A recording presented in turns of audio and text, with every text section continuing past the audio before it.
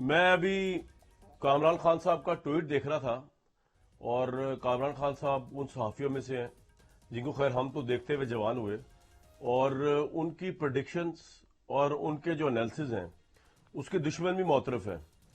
تو میں نے مناسب سمجھا کہ پروگرام کا آغاز آج ان کے ٹویٹ سے کروں۔ وہ فرما رہے ہیں، اور میرے خیال میں بڑا صحیح فرما رہے ہیں۔ خان صاحب کہہ رہے ہیں کہ اب صرف چند روز کی بات ہے، پاکستان کی سیاست میں دھماکہ خیز پیش و رفت میں عمران خان توشہ خانہ کیس میں سیشن کورٹ سے سزا پائیں گے اور سیاست سے نااہل ہو جائیں گے، عین ممکن ہے گرفتار بھی ہو جائیں۔ توشہ خانہ کیس اب فیصلہ کسی بھی روز آ سکتا ہے۔ سپریم کورٹ میں آج خان صاحب کو ایک اور پسپائی ملی۔ بظاہر پی ٹی آئی کی بچت ممکن نہیں۔ یاد رہے خان نے اپنے دفاع میں حلفیہ بیان بھی جمع نہیں کرایا۔ گواہان کی لسٹ جج نے مسترد کر دی۔ سزا ہوئی تو سیاست سے نااہلی لازم ہے۔ ویسے بھی پاکستان کی سیاست میں تاحیات نااہلی یا نااہلی معمول کا عمل ہے۔ مطلب عمران خان صاحب نے دریا کوزے مند کر دیا۔ مجھے مزید اب اس میں کچھ کہنے کی ضرورت ہی نہیں کہ آج کورٹ میں کیا ہوا، لیکن چلے پھر بھی آپ کو بتا دیتا ہوں کہ عمران صاحب نے جو گواہان کو پریزنٹ کرنے کا مہلت مانگی تھی کورٹ سے، کورٹ نے وہ گواہان کی لسٹ دیکھ کے، گواہان تو انہوں نے پریزنٹ نہیں کیے، انہوں نے لسٹ جمع کرا دی عمران صاحب نے۔ حالانکہ انہوں نے گواہان پیش کرنے دے، کہ اب جو معاملہ ہے ٹرائل کورٹ میں وہ فیصلے کے سٹیج پہ پہنچ چکا ہوا ہے۔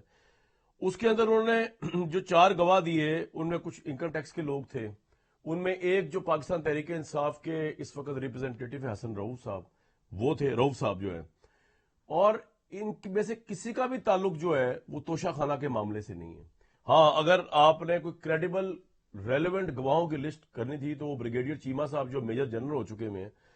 جو آپ کے ملٹری اے ڈی سی تھے، جن پہ الزام لگایا آپ نے اپنے سوالات کے جواب دیتے ہوئے عمران خان صاحب نے، کہ جی ان کو تو پتہ ہی نہیں ہے، عمران خان صاحب کو سارا کام تو وہ چیمہ صاحب جو ہیں وہ کر گئے،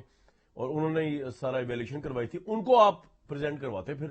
وہ آ کے بتاتے کہ جی واقعی انہوں نے ایویلیوشن کروائی تھی یا نہیں کروائی تھی، اور کیا اگر انہوں نے کروائی تھی انڈر کروائی تھی یا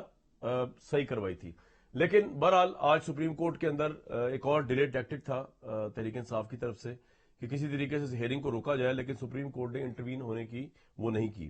انٹروین نہیں کیا انہوں نے۔ اسلام آباد ہائی کورٹ کل جو بھی فیصلہ دے دے،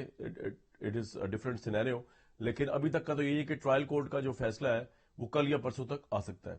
اور جس طرح کامران خان صاحب کی ٹویٹ بتا رہی ہے کہ عمران خان صاحب جو ہے وہ نااہلی کے قریب پہنچے ہوئے، جیل بھی جا سکتے ہیں، اور یہ معمول کی بات ہے پاکستان میں۔ نااہلی پہ مجھے یاد آیا کہ طلال چودھری صاحب جو ہیں، آج میں نواز شریف صاحب کا ٹویٹ پڑھ رہا تھا، ان کو بھی 5 سال ہو گئے نااہلی کو ان کی، اور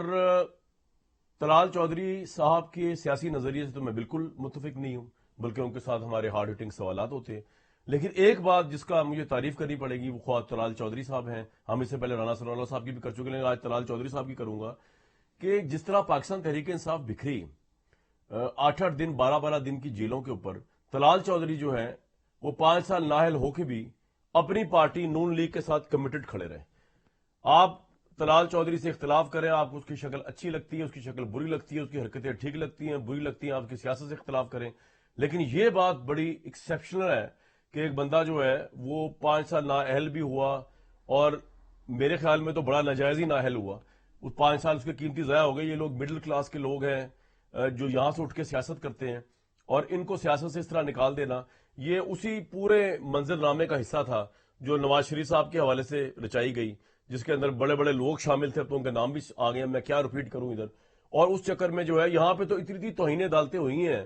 اس حکومت نے دی توہین عدالت کی، بندیال صاحب کی کورٹ کی وہ سزا نہیں دی گئی جو اکیلے طلال چودھری صاحب کو دے دی گئی، کیونکہ اوبیسلی وہ نواز شریف کے ووکل سپورٹر تھے۔ اور بڑی بات جس کی میں عزت کرتا ہوں کہ وہ آج بھی سپورٹر ہیں نون لیگ کے، طلال چودھری جو ہیں، یہ بڑی بات ہے کہ اس موسم میں جہاں پہ اس طرح بکھرتے ہیں پتیوں کی طرح جو ہیں وہ لیڈرز جو ہیں، ہم نے دیکھا تحریک انصاف، ابھی ہمارے ساتھ جو فردوس شیخ صاحب ہیں، حالانکہ ان کا کیس مختلف ہے، ان پہ 9 مئی کا پریشر نہیں تھا، کیس نہیں، لیکن انہوں نے بھی چھوڑ دیا۔ تو سوال یہ بھی اٹھتا ہے کہ عمران خان اور نواز شریف کی لیڈرشپ میں فرق کیا ہے کہ ان کی پارٹی میں سے کوئی ایک ایم پی اے بھی نہیں ٹوٹا، حالانکہ ان کے اوپر بھی بڑے ورس حالات آئے تھے، اور ان کی پارٹی میں سے جو ہے لوگ ٹوٹ ٹوٹ کے نکل گئے۔ تو پھر نواز شریف ورسز عمران خان لیڈرشپ کا ایک موازنہ ضرور ہونا چاہیے۔ میں آج پروگرام میں کرنے کی کوشش کروں، لیکن سب سے پہلے تو شاہ خانہ